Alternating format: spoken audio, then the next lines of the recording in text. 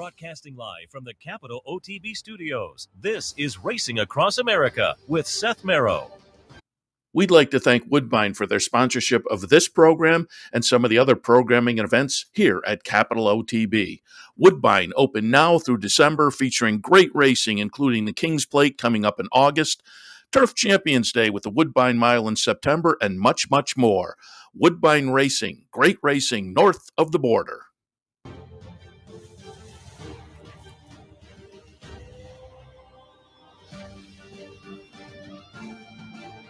Good morning and welcome to Racing Across America on this Saturday morning. I'm Seth Merrow. Thanks for joining us as usual. I should probably title it Racing Around the World this weekend, as there is a lot of action, not just here across the country. I think I read 20 win-and-you're-ins for the Breeders' Cup this weekend overall.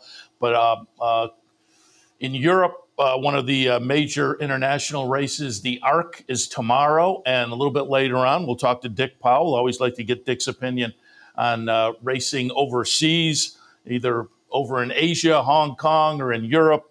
He always has good thoughts on the big days, so we'll check in with Dick a little bit later on to get some preview on tomorrow's Arc. But great racing in New York, great stakes action in New York today, and the highlight of the afternoon might be day number 2 at Keeneland, this Saturday at Keeneland, with big stakes action all day long down in Lexington. And who better to check in with than a guy who handicaps on the Keeneland website every day, Jeremy Plonk. He does Horseplayernow.com. You can find his work over on Substack. And as I say, throughout the season at Keeneland on the Keeneland website. Jeremy, good morning. Good morning, Seth. It almost feels like Saratoga talking with you, and it feels like Saratoga at Keeneland, the boutique meet with 80-degree temperatures in October. It's been unseasonably warm there, and we're expecting fast and firm conditions again today, and they were really fast yesterday. Some of the fastest 6 and 7 furlong clockings we've seen in the last decade since they've gone back to the dirt. I'm going to surmise that because of the heat and the unseasonably dry and warm conditions, that they watered the track quite a bit, for dust and to keep it tight. And I think they might have got it a little too tight yesterday. But some incredible performances. Federal Judge, the horse who won the stakes race, the Phoenix, only Nashville. And you remember Nashville set the track record back there on Breeders' Cup Day a couple of years ago on the undercard. That's the only horse that's gone that fast over that racetrack. So some impressive performances opening day. Immersive stayed undefeated, maybe towards the Breeders' Cup now. So a great start to the meet, and today is really the best day of the meet, so I can't wait for it. Yeah, there was a lot of winners on the front end yesterday. There was certainly comment on that on social media. We'll see how that plays out today and throughout the meet. But folks maybe want to keep that in mind and pay attention a little bit early on. Before we get to Keeneland this afternoon, though, it's been a while since we've chatted, and obviously there's plenty of chat between you and I as we get to the start of the year and through the Triple Crown season with Horseplayernow.com and the countdown to the crown. Always enjoy the 3-year-old thoughts leading into and during the Triple Crown. And this year our conversation was a lot about, nobody is stringing anything together as we lead into the Derby, the Preakness, and the Belmont Stakes. And it pretty much played out that way through the Triple Crown. I did a seminar up in Saratoga leading into the Derby, and there was just a small handful of horses that had put a couple of stakes wins together. And we were looking forward to maybe the summer kind of solidifying things. I think it did. Yeah, Dornoch wins the Belmont and then, puts the Haskell there as well. And you had fierceness with the Jim Dandy and the Travers. And just a couple of weeks ago, you had Seize the Gray at the Pennsylvania Derby to his Preakness. Now, Dornoch has since gone to the sideline or retired, and Mystic Dan went to the sidelines for a while. I understand he's back getting ready for maybe next season now. But it did seem to solidify a little bit over the summer. What were your thoughts with the 3-year-old seed? Yeah, that's kind of what it's whittled down to, right? Those main 3 horses. We didn't get a follow-up performance from Mystic Dan to consider him in the championship chase, I wouldn't think. So, it comes down to those 3. Can anybody make a final statement? Seize the Gray will get a Breeders' Cup opportunity. Fierceness will get a Breeders' Cup opportunity. And of course, we haven't seen, anything that we're going to get out of Dornoch now. So what we've seen from him is what we're going to get. He probably doesn't have enough resume, I wouldn't think, with that loss in the Travers head-to-head that you're going to put Dornoch ahead for the 3-year-old championship. So it's probably down to fierceness and Season Gray, and whichever one performs best in their respective Breeders' Cup race. I guess the fly in the ointment could be Forever Young. As good as he ran in the Kentucky Derby, if he were to win the Breeders' Cup Classic, missing the Derby by a nose and winning the Breeders' Cup Classic, he might end up 3-year-old champion. So that would be the wild card that could still happen, as far as the sophomore title chase. I would think, if you're tossing tossing Forever Young in, then Sierra Leone probably has to come in the conversation too. Yeah, he's going to need, he's going to have to win a Breeders' Cup Classic. There's no doubt about that. Yeah, if he does, then I guess he trickles back into the conversation because nobody else separated themselves. So I don't know why I'm not even considering him a contender to win the Classic. I should. He's in every race, right? He never runs poorly. But another second, third, fourth place finish probably won't be enough for him. So he's got to win it. But, look, that's where we're at in this particular year when you don't have anybody who is just, put distance between the rest of the field. I was in the same boat as far as Sierra Leone. I was on the radio with Vic the other day, and he brought up Sierra Leone, and I said, I don't know. But, I mean, the Bluegrass, and then if you put in a Breeders' Cup Classic win, he maybe becomes jumps into the conversation. Same with, as you say, Forever Young. So it'll be interesting. I think that the Classic itself is going to be interesting this year with Forever Young, who looked pretty good the other day, and City of Troy adds some interest in there. Fierceness on the 3-year-old side of things, coming off the good Saratoga, and otherwise a handicap division that is a little suspect maybe, or not the strongest we've had in a while. So I think the 2 foreign entrants in particular, Forever Young and City of Troy, add some real interest this year. Well, imagine if they weren't in the field, right? I mean, if you didn't have them in there, where are you going to get jacked up to see this, right? It's kind of the Travers plus a couple, not even the full Travers, but part of the Travers with a couple of older horses that aren't that strong, the New Gates of the world and horses like that aren't going to get your pulse up. So, yeah, I mean, we're happy to have the foreign intrigue this year. It actually makes for a really interesting class. Yeah.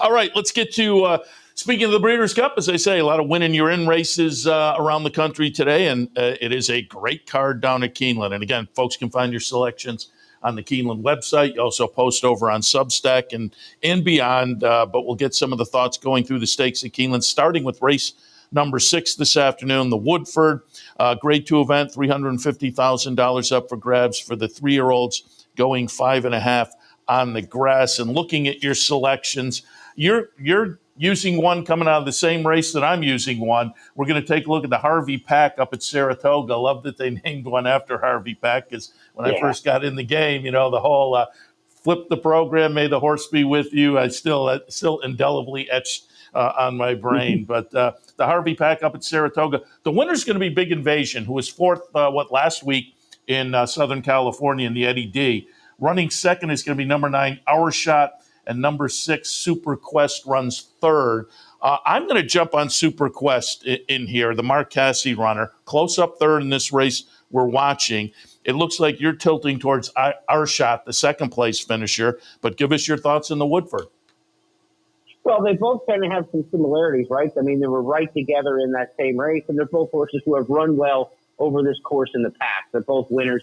I like the horse for course angle on the Keeneland turf. I like it on the main track as well. It's this boutique meet. Our Shot's got a really good post position. Last year was second in this race, beaten just 2 lengths in the race. Arzak kind of got clear of everybody. Now gets a much better post position. Post 3, 4, and 5 really do exceptionally well at Keeneland in these turf sprints with large fields. The inside kind of gets stalled off a little bit if you don't break. The outside's got a little bit to make up. 3, 4, 5 statistically, and at nice prices typically run exceptionally well. So you've got some good horses in those posts. I don't think Charcoal's going to contend here for the win, but Our Shot and No Nate Hudson both are major win contenders in this particular spot. I thought Our Shot will be the better price. I know the horse is 4-1 in the morning line, but I'm expecting we're going to get a higher price on this one. Saez, good turf sprint jockey. I'm going that direction. Nothing against Super Quest there. Arzak's coming back in the same race. We know he likes the course. No Nate Hudson put Super Quest in there fourth. So 4, 10, 5, and 8, kind of the way I see this race. And, I'm thinking, I know it's only 4-1 in the morning line, but I'm thinking that the value play among those horses is going to be Our Shot. I don't see him getting bet. I mean, he was, it's fair price, 8-1 up there in New York. And I think we're going to get a decent number on him. I would tend to agree with you as I'm looking at that. And this overall is an interesting, I think it's at 3-year-olds. It starts 3-year-olds and up, obviously. But you have our shot. I put our shot in my mix, but then looking at your picks, you've got Arzak in there, None Hudson. No Balls to me is interesting. Axelm to me is interesting. And I don't disagree with what you've looked at. Coppola, I think, could be an interesting price. If you draw a line through the Kentucky Downs race last time, the Dale Romans runner, Gaffleone on board. I think that this is a very, very intriguing field in here, a full field. And I as we're talking about it, I think it plays out that you can point in a bunch of different directions and make legitimate cases. No doubt about it. This race has got a lot of depth to it. We didn't mention Gear Jockey's won a couple $1 million sprinting on the turf. Almost $2 million on any given day. He rears up and runs a big one for Rusty Arnold. So, yeah, this is a good race. It's a difficult race to handicap. So, again, I'm just kind of like leaning to the numbers where the posts that have a little bit of an edge. And Saez, to me, is the best turf sprint jockey at Keeneland. So, give me Saez, give me a favorable post, and that might be enough in what looks to be a blanket finish, right? Yeah. There might be 5 of them across the track coming past the 16th hole. So if any of those little advantages help with the post, with the rider, it might be enough to win a photo finish. So, yeah, this is a really tough race. Get some value. I mean, if our shot, my top pick in here is 4-1 and is at the morning line, that's probably an underlay to win this race. I mean, as difficult as it is, and given, this isn't a horse who's thrown up a bunch of W's on his resume, runs second and third a lot. So I'm hoping that Saez is enough to get him over the top in the post. And again, I think we're going to get closer to 8-1 than 4-1, but we'll see how it shakes out. But whoever you bet in race number 6, you should get some value. No Balls, of course, won the Breeders' Cup last year. I've been disappointed in his return. I know the first start back was, off the long layoff, but turf sprinters should be ready to go off the bench. It's not about fitness. It's about sharpness. He ran 4th in that allowance race at Saratoga. Then the race at Kentucky Downs, he was flat late. He's got to prove it at some point, and I'm not going to take any kind of smallest price to find out now. I will say the last workout showing at the Racing Form doesn't inspire confidence either necessarily, but I was kind of looking at the third start back, and I'm hoping for a little improvement. It's a great way to kick off the stakes section, certainly. Next up, it'll be the TCA Thoroughbred Club of America Grade 2 event. Again, $350,000. The Fillies and Mares 3-year-olds and up going 6. I'm intrigued here. And I'm going to pull up a replay of the Prioress up at Saratoga. It's going to be number 9, Brightwork, getting it done. I put Zeitlos on top this afternoon off the win in the Open Mine most recently at Churchill. Spirit Wind, who won the Honorable Miss up at Saratoga. And it was fun to see Mike Smith get a stakes win up at Saratoga. I'm going to draw a line through the Charlestown race, quirky configuration on the track. And then Brightwork, who we're watching here, in the Prioress. I put that one in the 3rd spot only because it's her first try against Older this afternoon. And so I was a little bit skeptical, but I have to say I was completely impressed by that Saratoga race because it was off a layoff going back to the Breeders' Cup last year. So a long layoff. She had wanted to start earlier in the meet, and there was a hiccup there. So it was a great training job by John Ortiz. Brightwork is really one of the intriguing runners on the card this afternoon. Your thoughts on the TCA? Yeah, she's going to take on older horses, so that's a challenge in here. And, I made these picks 2 days ago. That's the deadlines that we do. When you're doing stuff for Public Handicap and for Keeneland, they do a lot of printed materials on track and such. So had I seen the races yesterday, I'm not so sure I wouldn't have Spirit Wind in my top 3. I mean, she is the speed of the speed in here. She's exceptionally fast, and speed's holding the way it was, at least on the first day of the season. Spirit Wind probably deserves a little bit more consideration, but I think Brightwork's going to be sitting 2nd or 3rd. Some of the other horses in here, Zeitlos I like a lot, but comes from well off the pace. There's some other horses that are going to be a little bit farther back. I think Brightwork will get a pretty good trip in here, probably, maybe 3rd down the backstretch, move into contention on the turn, and have every chance. She's a talented horse who, obviously her form cycle was strong at the beginning of last year. And then when they started going 2 turns, she, got off the rails. But she's had a slow trip getting back this year. But with a sprinter, that might end up helping her at the end of the season here. Or some other horses are on their fourth, fifth, sixth start in succession. She's second off the layoff, and I like second off the layoff. I think horses make a big move forward in that particular form cycle, and I think she'll run well. Saez is really good. I mentioned that he was one of the reasons I liked my horse in race number 6, Our Shot. He comes back here. This, to me, looks like a kind of a cat-and-mouse game kind of race with only 7 horses going 6 furlongs. And again, I think they're going to be kind of tightly bunched in here. Spirit Wind's going to get loose, and the rest of them are going to kind of, pack up, and Zeitlow's probably in the back. If it's a cat-and-mouse game, I looked at the stats. When Saez rides in a field of 7 or less on 6 furlongs here at Keeneland, he wins 26% of the time. That's a strong percentage. So he wins these kind of races. He kind of outthinks some of the other riders over this track at Keeneland. And again, that might be enough to get the horse over the top. She's the 2-1 morning line favorite. Again, I don't think, based on buyer numbers, I don't think she's necessarily has to be the favorite in this race, and that she may not be the favorite. So I wouldn't want to make a straight win bet on her at 2-1. But, this is a tough race, and to get through this race, to me, she's the most likely winner. But on a win bet, I'd want a little more than that on value. 3-1, 7-2, taking on older horses for the first time. You are absolutely right, though. After yesterday, I'm in the same. You handicap a couple days ago. Zeitlos might be up, and my top pick might be completely up against it. Well, yeah, if it's similar to yesterday, and I think I mentioned this in our podcast. I do the Keeneland Look Ahead podcast at 8:30 every night on Keeneland's YouTube channel and on their X channel. You can check that out each night before the next day's races. But I mentioned it last night. The first race, the par time on the card today for those maiden claiming 2-year-olds going 6 furlongs should be in the 111s. If race number 1 today is much faster than 111, then that track is just as fast as it was yesterday, and nothing changed in terms of maintenance overnight. Third race on the card are 2-year-old maiden specials. They should go 125. If that race is less than 125, then this track is really fast. So that's the kind of barometer I'm letting people know, like right now, like what the time should be. 111 for the first, 125 for the third. If those races are much faster than that, the first 2 dirt races on the card, then it's going to play a lot like it did yesterday, and it's going to be very, very fast again. So those are a couple numbers to keep in mind. 111 for the opener, 125 for the third. I like that. I'm going to write that down and keep that in mind. And remind people again, the podcast, the Keeneland podcast, when does that launch on YouTube? Yeah, 8:30 in the evening for the next day. So tonight at 8:30, we'll have the results of everything that happened today, and we'll handicap ahead for the Sunday card. And then you can just catch it on archive after that from there for after. But, the live stream begins on the Keeneland YouTube page, 8:30 Eastern each night. So next week, when we start the racing week, we'll have one Tuesday night for Wednesday, and then we'll be back into a regular form there. 8:30 Eastern each night before the next day's races. And again, just check it out on the archives, too, if you can't catch it at 8:30. I like it, and I had a note that was going to bring it up at the end, but perfect segue now. Also, tout your podcast with Jeff Siegel. That's regular as well. When can people find that?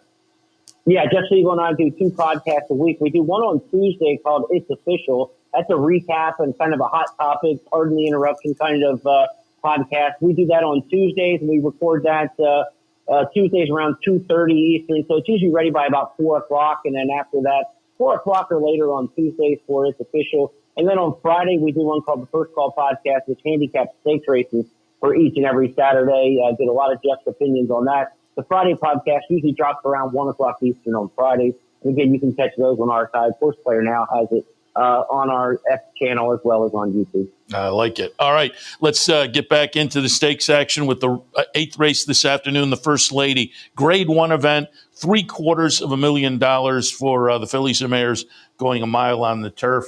And I said, as I touted the opening day at Keeneland earlier this week here on the network, I said there will be a lot of familiar faces, a lot of New York-based trainers, jockeys, owners, and whatnot.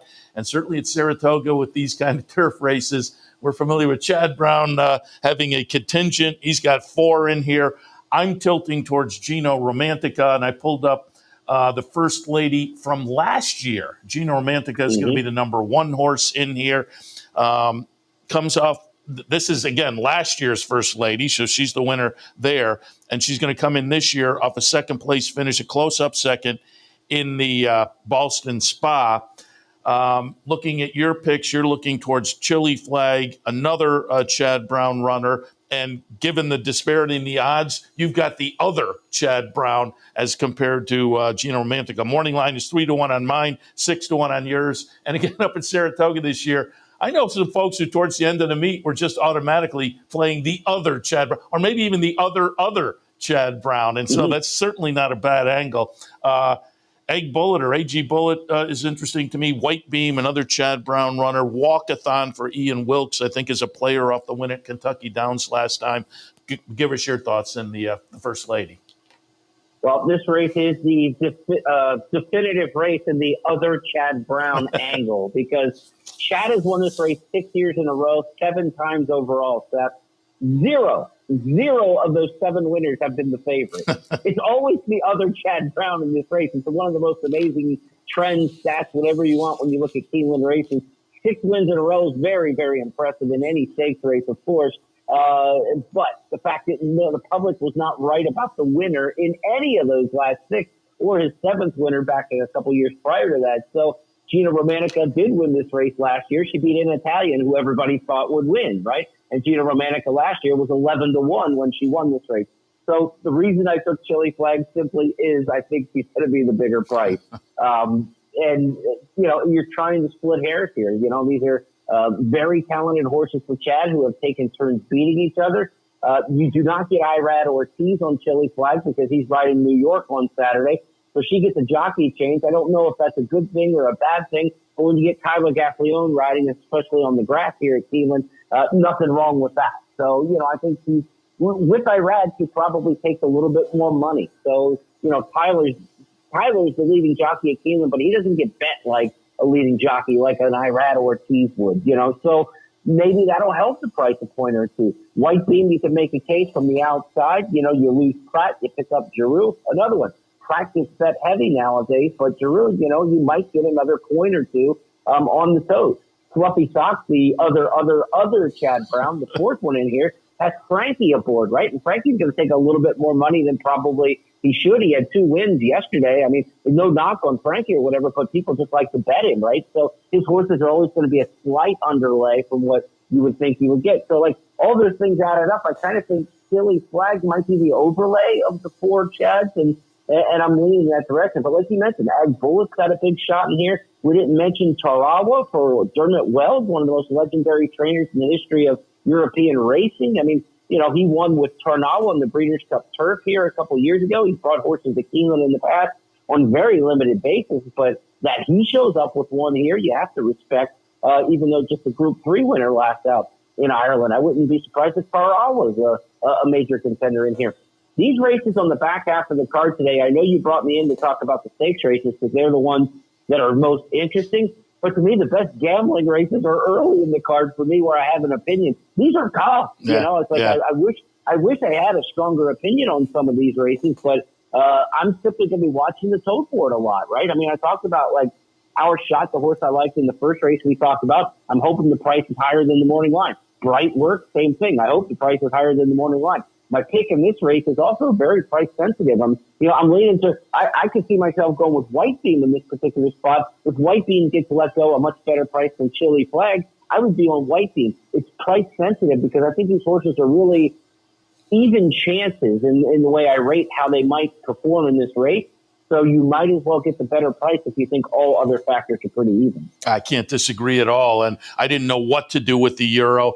It used to be they were kind of automatic. You go back a number of years, they were automatic over here in the turf races when they came over. It's not so much, anymore. But this horse is, the Dermot Weld runner definitely is a player. But I will say, looking at the morning line, if that holds up, if Fluffy Socks is 20-1, any 15-1 or more with Frankie Dettori and, as you say, the other Chad, I'm going to have a few bucks on Fluffy Socks. Yeah, look, you say, that can't happen. Well, Gina Romantica was 11-1 when she won this race last year. So the same connections in the exact same scenario, right? So, yeah, if you're going to get double-digit price on Frankie and Chad, dive in. I can't tell somebody not to go that direction because it's that kind of race. And I will say, I kind of feel for Frankie because that flying dismount, that's got to be rough on the knees. But I heard it a bunch of times up at Saratoga. He comes into the winner's circle now, and if he just does a regular dismount, there's a whole crowd waiting outside the winner's circle. They're all like, "Ah." Yeah, Frankie and I are about the same age. He's mid-50s, and I tell you what, that can't feel good on the knees. I'll tell you that. Like I say, I feel for him. It's a crowd pleaser when he does it, but I feel for him. And as they say, it's funny to hear the crowd when he just gets off regularly. All right, let's go to the ninth. That is the Breeders' Futurity. 2-year-olds going 1 mile and a 16th. I pulled up a replay of the hopeful Chancellor McPatrick, who will be in New York in the Champagne this afternoon, is the winner in a very nice effort, given a bad start. Jock lost the iron and had to get it back, and Flavien Prat did a great job. And after the race, Flavien was saying, I was just kind of, once I lost the iron, I was just kind of riding him to protect him and whatnot. And then I realized, wait a minute, I got a horse here. And you can see Chancellor McPatrick, the number 8, as we watch the replay, gets up. But Ferocious runs a pretty good second in here as well. Ferocious is running this afternoon in the Breeders' Futurity at Keeneland. I put that one underneath. I thought Handsome Pants from Ken McPeak was a little bit interesting, coming off the career debut victory over at Churchill. East Avenue, intriguing to me. Dallas has Dapper Moon. Dallas Stewart has Dapper Moon. Nice full field of 2-year-olds in here. Your thoughts on the Breeders' Futurity? Yeah, this one is a little more defined than the other races, right? I mean, you mentioned 4 horses, and I think 3 of them are going to take really all the money. Ferocious, East Avenue, and Handsome Pants, right? Those are going to be the top 3 favorites in here, and I think it's going to be pretty defined between them and the rest. Handsome Pants does have the experience around 2 turns, and it's not easy to win 2 turns in the debut, especially for a Kenny McPeak trainee. He doesn't ask a whole lot out of first-time starters, so that was a pretty darn good effort at Churchill Downs. He got a 95 brisk late pace figure, which is really solid for a 2-year-old, especially going long. It's the same late pace figure that East Avenue got in that 6 furlong race at Ellis Park, which was so visually impressive. There's a lot to like about East Avenue. This is a really good Godolphin homebred. Caught the eye in the first start by Medaglia d'Oro out of dance music. The Dam to Half to Cody's Wish. I mean, there's a lot in that pedigree of talent, and Brendan Walsh got off to a good start with a winner yesterday.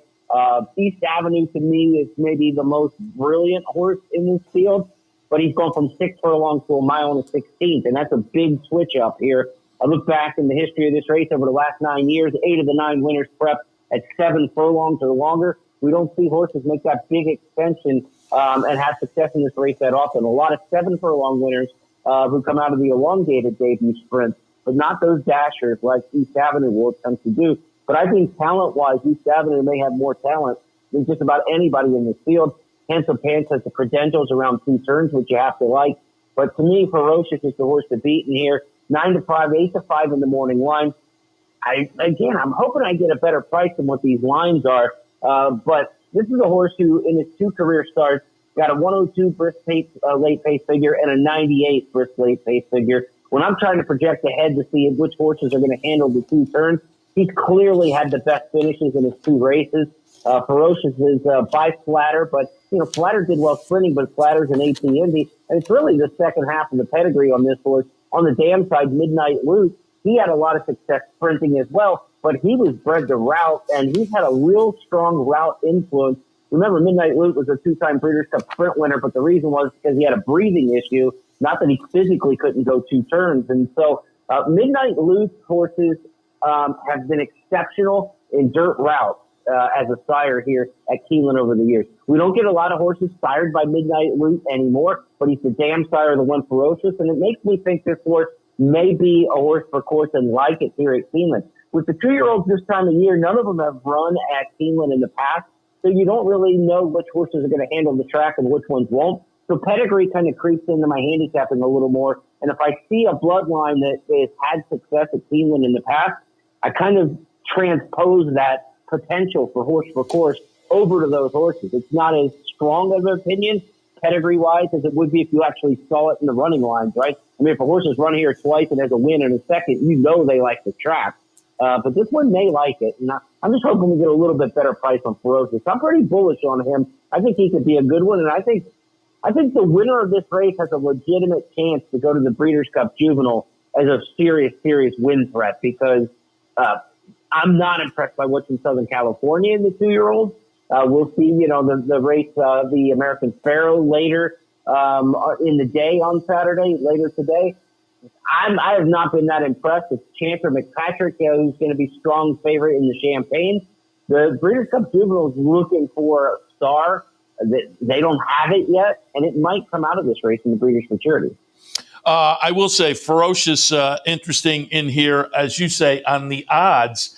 I think bettors these days focus so much on the buyers. I think that debut 96 is going to jump out, but the 87 in the hopeful, he's going to take action, but it is a nice full field in here. I'll be interested to see what his final odds are, but he comes in with a bullet workout, and I'll also alert people in regard to Chancer McPatrick, the Champagne will go off a little more than an hour and a half earlier in New York, so you might get a barometer through Chancer McPatrick, but it's an interesting addition, certainly, of the Breeders' Futurity on a fun stakes card that'll wrap up stakes-wise in race number 10, the Turf Mile. Always one of the, annually one of the nicer turf races in the country, and this edition I don't think is any exception. I think a lot of attention will be paid to Carl Spackler in here, certainly. But I'm going to take a little pop with Running Bee, and I pulled up a replay of the Bernard Baruch back on September 1st. Running Bee is going to be the number 5 horse. It is a Chad Brown runner, as is Carl Spackler. Carl Spackler's coming out of a win in the 4-Star Dave up at Saratoga. So, again, a couple of Chad horses, but Carl Spackler's 2-1. Running Bee is 12-1. So I guess I have the other. Cherie DeVoe has More Than Looks in here. I think that one's live talk of the nation for Todd Pletcher. Kikuli with plenty of interesting breeding coming in from Europe. I think a player as well. Your thoughts in the Turf Mile?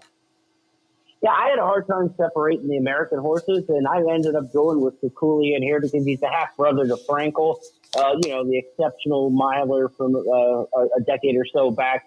Dettori's going to ride. Again, Dettori also a good start yesterday. Didn't know that ahead of time, but when you get Frankie in the saddle, they're bullish on this horse. They've talked about his talent and how he's finally coming together. I read a lot in the international press. I don't like glowing praise for horses. I like when they're kind of a little bit negative and honest, and you can kind of read between the tea leaves. And I get the sense that they think there's more to this horse. And his last race kind of perked up in the Group 2 race, the hardcourt at Newbury, when beating just the neck in there. To come over here and try to get a Grade 1 win, think how much this horse is going to be worth as a stallion. As a half-brother to Frankel, if he can get a Grade 1 win, he's probably not Group 1 quality in Europe, and they realize that. So they come here in front of all the breeders and in front of, all of the auction buyers and everything at Keeneland to try to get a Grade 1 here with Kikuli. I think it's a pretty shrewd move by Judd Mott and company. I'm going to give him the shot. He's got a great post position in this field, the 9 out of the 2 hole. If he can track in close, Mountain Bear down on the inside probably doesn't break. More Than Looks doesn't have any speed. So he should get away there and get, and Dettori rides like an American jockey. So if he gets him away at all and into the mix, really the 1-3 to his inside and outside shouldn't be any threat. I think he's going to get a dream trip. Now it's just a matter if he's good enough or if he's just a product of his brother, and overinflated for that. But I'm going to give Kikuli a shot in here. Look, I think Carl Spackler and More Than Looks are a coin toss against each other in the rematch. More Than Looks obviously needed the last race. It's not the race Cherie wanted to run in. Tom Leach from Keeneland did a really nice interview with Cherie that's on their YouTube page, and we ran it in the podcast last night. She was trying to run in a different race at Saratoga that didn't fill and ended up having to go into the 4-Star Dave first start of the year. That was not Plan A, and yet More Than Looks ran really good. Plan A was to get to the Breeders' Cup with 2 preps, so she had to get the race at Saratoga, and now she had the race here at Keeneland circled all along. So I think More Than Looks is going to be a serious contender in here. And anytime Carlos Spackler's gone to the post, he's run his race, right? I mean, he is a really honest type horse, and I've got a lot of respect for him. And it's Gaffrione again here at Keeneland and Chad. So this is another tough one. I mean, I've got it like 2, 9, 3, 4, 1 are all horses. I think if you're playing multi-race wagers, there's 5 potential horses to use here in a pick 4, pick 5. Very, very difficult sequence. And yet it could just like chalk out, and I've got a lot of shorter price horses throughout the sequence. The sad thing would be to hit like this all stakes pick 5 and get like $400 for it. That would just be like a knife in the back of all the hard work you do. But it could pay $400. It might not be box cars, but at the same time, it could be just nuts. This thing can go from $400 to, $6,000 on the pick five, $10,000 on the pick five. If things go a little kooky, which they very well could. He's got good field sizes in most of these races. Yeah, and that's what's notable. The big field size is what can really juice up some prices, because even favorites, don't get as much attention as they would get in shorter fields in the pick bets, because things are spread out a little more. And it's great sequence, great full fields during the day. And as you say, you may have some better opinions in your opinion earlier in the card. And I will tout again, if people go to the Keeneland website, they can find your selections with write-ups as well, which is always good. It's not just the top picks. There is a consensus box that has your top picks and the other folks picking for Keeneland, but you also have a page with your thoughts as well. And that's you do that over on Substack also, correct? Yeah, I'll send that out on Substack, and then I'll do the updated pick after scratches. So Substack will go out after we get the scratches, around 10:30, 11 o'clock, and then any adjustments I make after scratches then will be part of that Substack that people get in their email. It's free to sign up for it. Go to jeremyplonk.substack.com, and you can sign up and have that sent to you in your email each racing day. Plus, there's non-Keeneland stuff that goes into the Substack during other weeks of the year, too. So free service, just something I do to keep in touch with the racing fans out there. I like it. Jeremy, as always, appreciate the conversation. It was fun, and knew I had to get you plugged in with your selections at Keeneland on a big opening weekend, and we may check in before the meet wraps up, but appreciate your time today. These races are tough. I just hope I don't go 0 for 5. I mean, these are rough. I mean, and hopefully we can get a price or two in there along the way. I'm sure you will. Jeremy, again, thanks. Take care. Jeremy Plonk, again, Horseplayernow.com. Again, he's got the podcasts over on YouTube. Check those out. I watch most every week. I've said to people before, I sit at home at night and handicap the races at my desk, and I'll usually have a podcast running in the background on the computer, and Jeremy's in the mix there. So check that out on YouTube and beyond. All right. I'm going to take a break. When we come back, as promised, our friend Dick Powell, always like to check in with Dick for international racing thoughts. And this is a very big international weekend with the Arc tomorrow. We'll get a little preview on the Arc at Longchamp for Sunday morning. It's going to go off our time at around 10 o'clock, I believe. I have a rundown right here. The Arc will go at about 10:30, actually, 10:20. Tomorrow it is. And there's some other nice stakes on that card as well. And I believe with the early international racing, we're open here at the Clubhouse Racebook tomorrow at 9 a.m. So keep that in mind. You can come bet that Arc card tomorrow at the Racebook here, 711 Central Avenue in Albany, starting at 9 a.m. tomorrow. But we'll give you some ideas on the Arc and more right after this with Dick Powell. Stay tuned.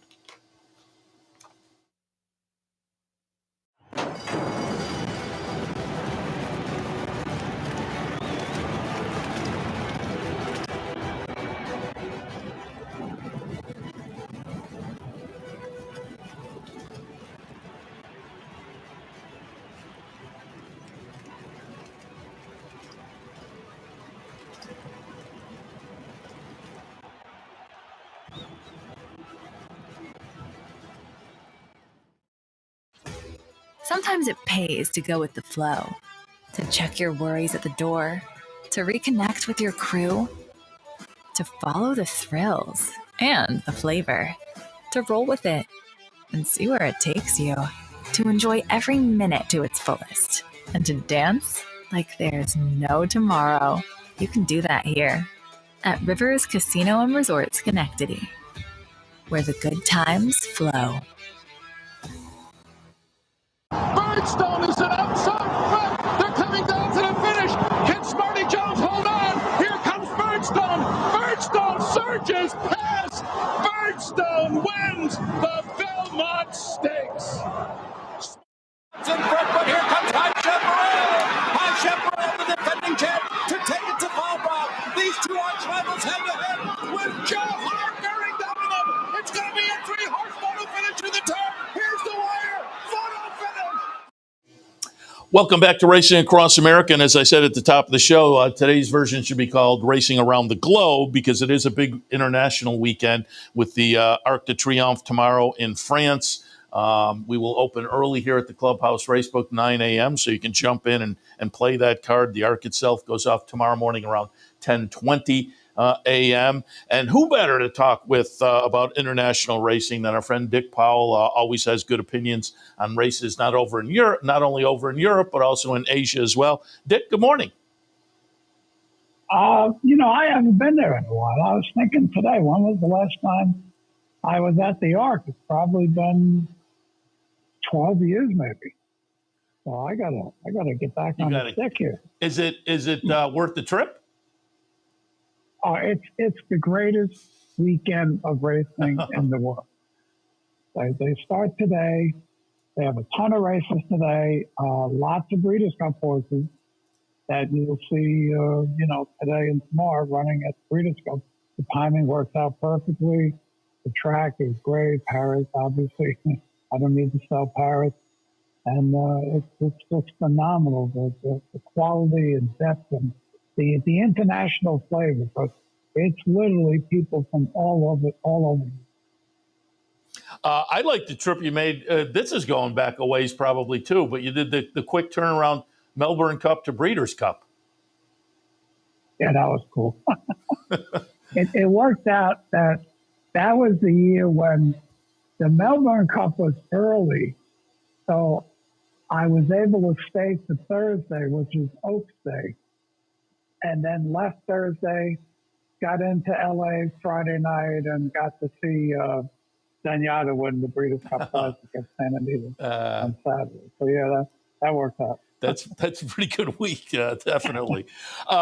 Before I get to the Arc, I just wanted to go back because I wanted to give people a chance to see this race as well. But just get some of your thoughts. I talked about it earlier with Jeremy Plonk. I think a couple of foreign horses are really adding intrigue to this year's Breeders' Cup Classic. And just this past Wednesday, we had the comebacker from Forever Young. We're going to take a look at the stretch run here. Japan Dirt Classic back on Wednesday. Forever Young gets it done. So wins his prep coming into the Breeders' Cup. He's interesting, and City of Troy is very interesting coming into the Breeders' Cup Classic. What are your thoughts on again, I think these international runners are what is adding the intrigue this year to the Breeders' Cup Classic. Oh, it really is. And Steve Vick had a list of like 18, 19 horses that are coming from Japan and all the various races. So they will be a force. The Irish horses, Braden O'Brien, they will be a force. City of Troy could easily be running tomorrow in the Arc. Instead, he's going to the Breeders' Cup Classic. Auguste Rodin could have been in the Arc tomorrow. He'll be in the Breeders' Cup Turf. Just horses coming and going all over the world. But it looks like this year, many of them are going to meet at Delmar. Yeah, it's definitely that list of Japanese. They have been so prominent over the past, 2 years internationally. Forever Young adds intrigue, and I'm very interested to see what City of Troy does on the dirt. All right, let's get a look at it. The Arc tomorrow. Again, a Group 1 event overseas, a mile and a half on the turf, big full field in here. I pulled up a couple of replays. I pulled up a replay from the Irish Champion Stakes back in the middle of September, which really only makes it a few weeks ago. So this is a relatively quick turnaround. The winner is going to be Economics. Running second is going to be Auguste Rodin. And running third, Shin Emperor. Los Angeles is in the mix as well, running fourth. Los Angeles comes back tomorrow in the Arc, as does Shin Emperor. They're both a little bit intriguing. Shin Emperor being one of those Japanese horses worth keeping our eyes on. I'll tell Dan, I have a replay coming up for a horse that I think could be an interesting long shot. That'll be the next replay you see. Fantastic Moon is going to win a stakes race in Germany earlier in September. And at 21 on the morning line, I think Fantastic Moon is intriguing. But what are your thoughts on the Arc tomorrow? Well, right now, it looks like the weather forecast was wrong. It's sunny in Paris today, watching the earlier races. The ground is going to be somewhere between good and soft, but closer to good. So the ground's not going to be an issue. Now, that German horse you mentioned, Fantastic Moon, the German horse is famous for running on really bad turf courses. And I don't think he's going to get his kind of course tomorrow. He does have talent. And we've seen Germany come in and win the Arc, and usually at big odds. So if you like him, you're going to get paid. I found odds for the rate on the Hong Kong Jockey Club. They're commingling Hong Kong and France, Win, Show, and the Quinella. Now that means when we bet, our bets are being commingled into the French pool. So these odds should be very reflective of what's going on. And what was interesting was the favorite, as of now, is Shin Emperor at 6.7 to 1. So it would pay $13.40. That changed because a little while ago, Al Ripper, the Joseph O'Brien horse, number 4, he was favored. But you have 7 horses all at high single-digit odds. Al Ripper is 7.9. Blue Stocking is 10. Look the Vega is 9.8. Los Angeles is 9.1. So he's one of the choices. So the money's pretty well spread out. The only long shot in the entire field is the 2-horse, Higher Zark. So they're all, even the long shots are in the 20s. So the money is really spread out in the win pool. 16 runners. Post position is critical. When you're outside in Longchamp, you stay outside in Longchamp. And it's true of all the races. So if you see any of these races and look ahead to the Breeders' Cup, please pay attention where they drew. And that might have had a big impact on how they're going to run this weekend. They might turn it around with a better draw the next time out. So I'm looking at a turf course that's going to be fair for everybody. I think also we're going to have a pretty good pace in the race. I'm looking for number 6, Continuous, to go to the front for Aiden O'Brien and Christophe Soumillon. And they'll try to set it up for their stablemates, Los Angeles. But I am going to go with the Japanese horse, Shin Emperor. This trainer, Yoshida Yahagi, he wins. He doesn't win. He wins everything. He wins the Saudi Cup. He wins. Oh, he's already won 2 Breeders' Cup races. This goes all over the world and wins. Rui Sakai is his rider. He ran very well in the Champion Stakes. And that was off a layoff. And that was just a prep for this race. So it was a 1.25 mile prep. He now gets the 1.5 miles, which he's apparently well suited for. His full brother won the Arc, Satsat, for Peter Brandt. So the horse has huge pedigree, tremendous connections. He drew okay. He drew 11, which is towards the outside, but I'll forgive him. But I don't want any farther out than 11. So I'm going to go with number 10, Shin Emperor. Right now, the 6 to 1 favorite. We'll see how that goes heading into tomorrow. Second, I'm going to go with the filly, Blue Stocking. She's by Camelot. She has blinkers. Rosa Ryan's going to ride this one back for Ralph Becker. Ralph Becker's not a household name over here in America with international trainers, but he just gets better and better. He's getting more and more of the good Dreadnought horses. And this one won the Prix Vermeil, so it has a win at Longchamp over the course. And I think she'll come on from that race even more. So I like Blue Stocking for second. And then for third, we're going to go with Sosi, number 13, the Cedar Stars 3-year-old colt. Won 2 in a row, won the Prix Niel, won the Grand Prix de Paris at Longchamp, going 1.5 miles back in July. So he's coming into the race right. He gets 7 pounds from the older horses. So, and he draws well, Maxime Guyon. And Andre Faber is going for his 9th Arc de Triomphe win. And, he has a live one in here. So the numbers are 10, 7, 13. I like it. And I'm glad you mentioned post position because that reminds me always with these foreign races. I'll remind people when you pull up your PPs, the number is not the post position over there. So check, there is parenthetically the post position typically listed next to the number. that lets you know what the actual post position is. But folks, just remember or be aware that the saddle cloth and the post position over there are not necessarily the same. So keep that in mind. Also on the card tomorrow, the Prix de l'Opera.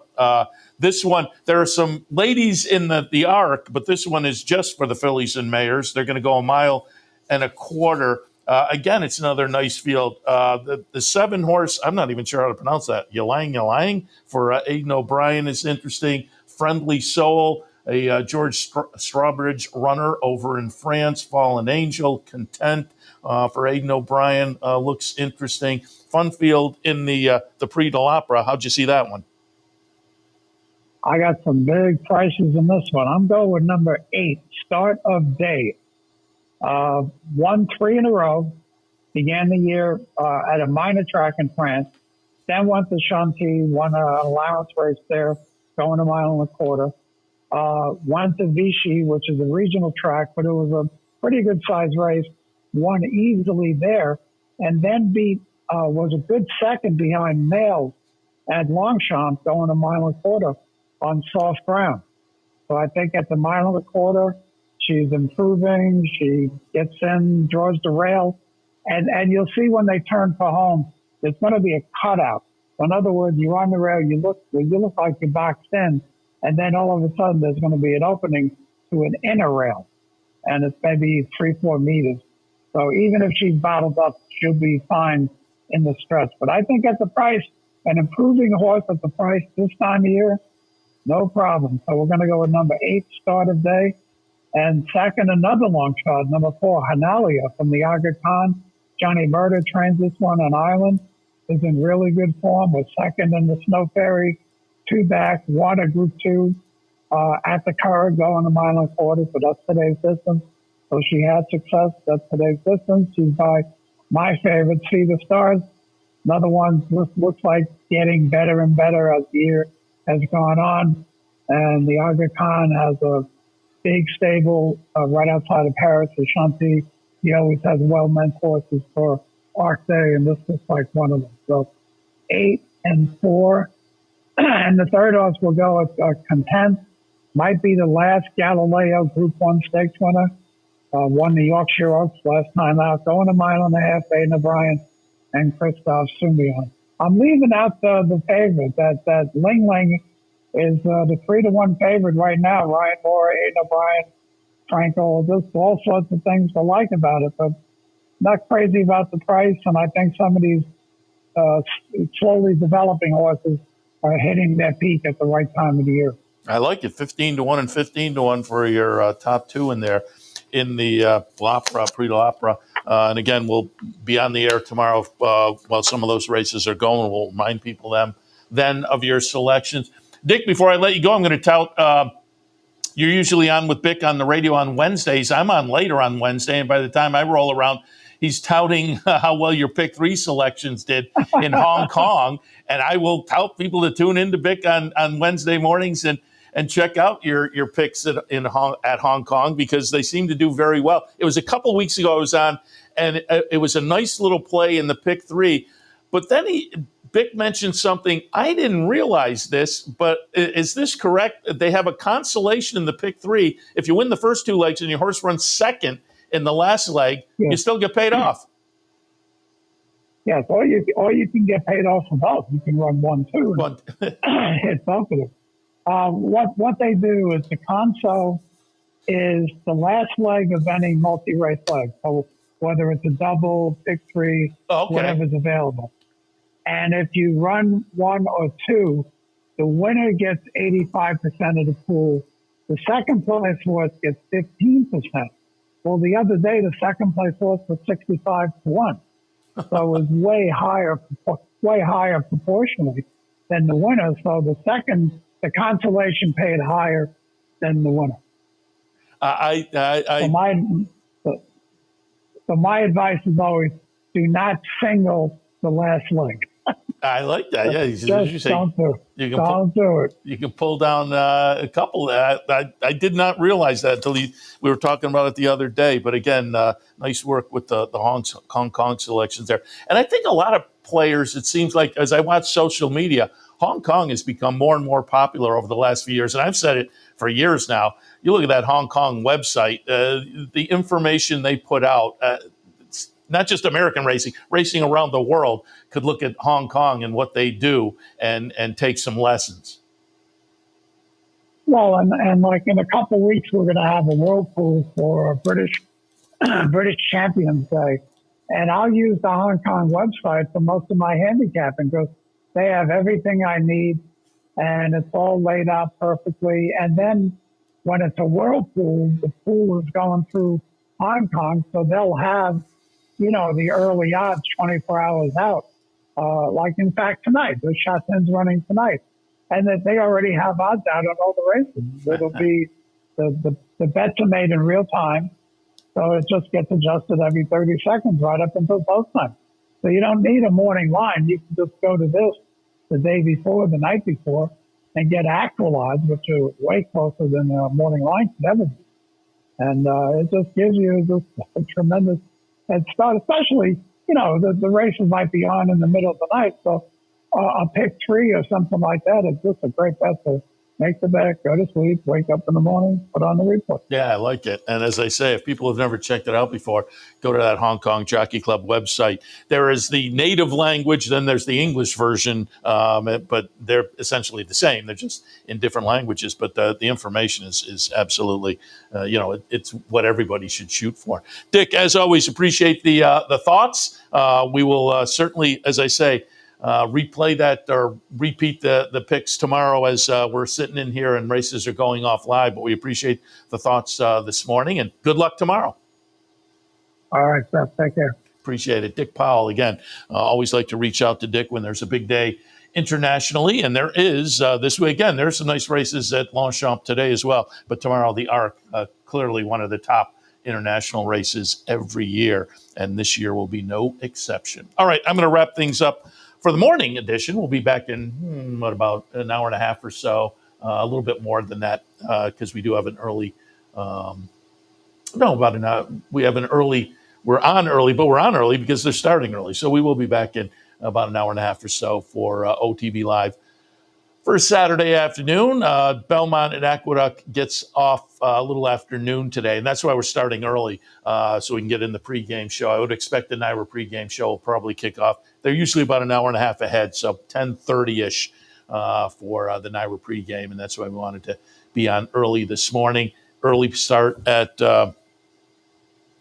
Belmont at Aqueduct. They're 12:10 actually. Keeneland today is 1 o'clock. I'll take a look at those two tracks for this afternoon. There's more nice racing action around the country as well, and we will be featuring that. And again, tomorrow with the Arc, don't forget, things kick off early. The Arc itself is at 10:20. We talked about the Prix de l'Opera. That's the next race on the card. That'll be 11:05.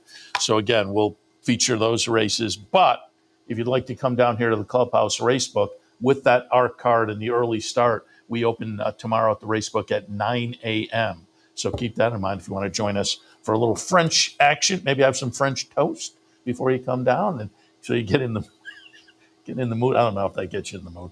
But today here at the Clubhouse Racebook, King of the Hill contest returns with $700 up for grabs. And again, if you're not familiar, first couple of races, your horse has to finish in the top 4. Next couple of races, the top 3. Next couple of races, the top 2. And then the final race in the sequence, you have to have the winner. And if that is you walk away with $700 this afternoon. King of the Hill contest returns today at the Clubhouse Racebook. There's also a player's bankroll today.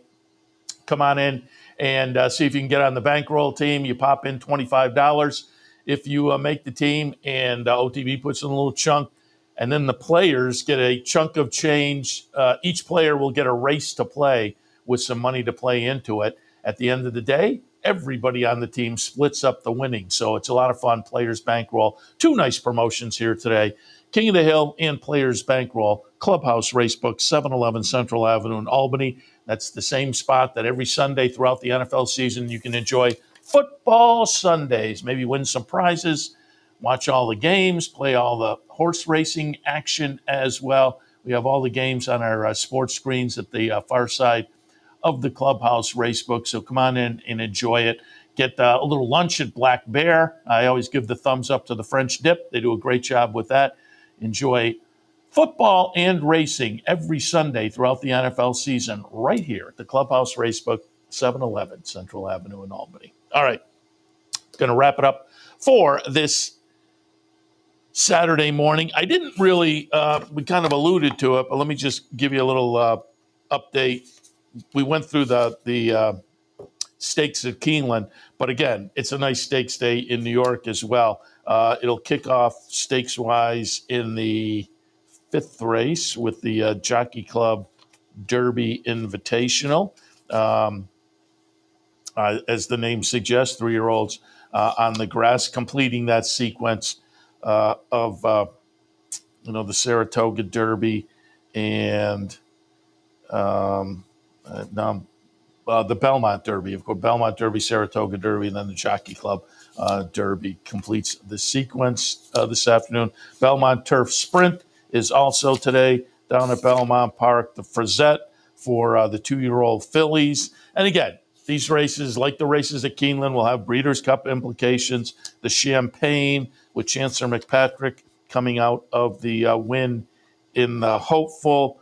And so some really, really nice stakes action on in 11 race card. No, it's a 12 race card. 12 race card today at Belmont at the Big A. So that will kick off, as I say, a little afternoon. The big card at Keeneland about 1 o'clock. I'll be looking at both of those when I come back for OTB Live. And again, just about an hour and a half or so. So thanks for tuning in this morning.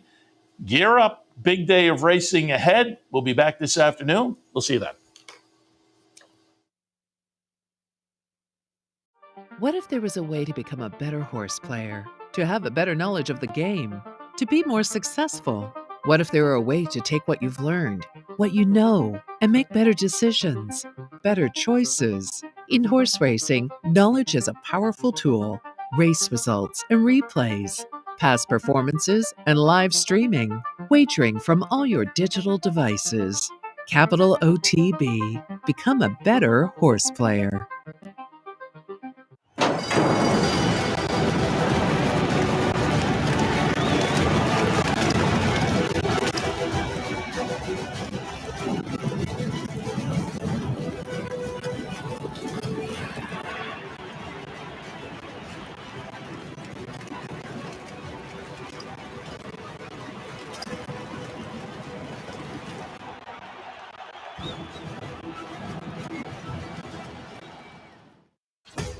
Sometimes it pays to go with the flow, to check your worries at the door, to reconnect with your crew, to follow the thrills and the flavor, to roll with it and see where it takes you, to enjoy every minute to its fullest, and to dance like there's no tomorrow. You can do that here at Rivers Casino and Resorts Schenectady, where the good times flow.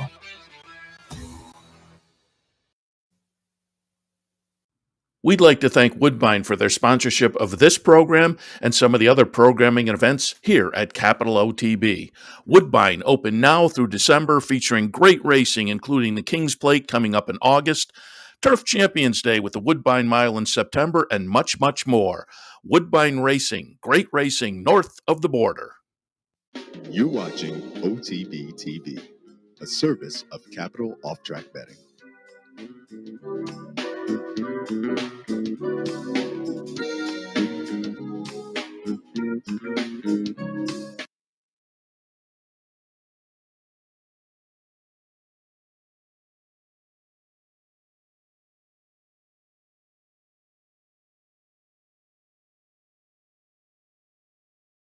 His last run over the jumps 2 months ago, and Flash to Tuzen, who normally runs over fences but is running over hurdles here today.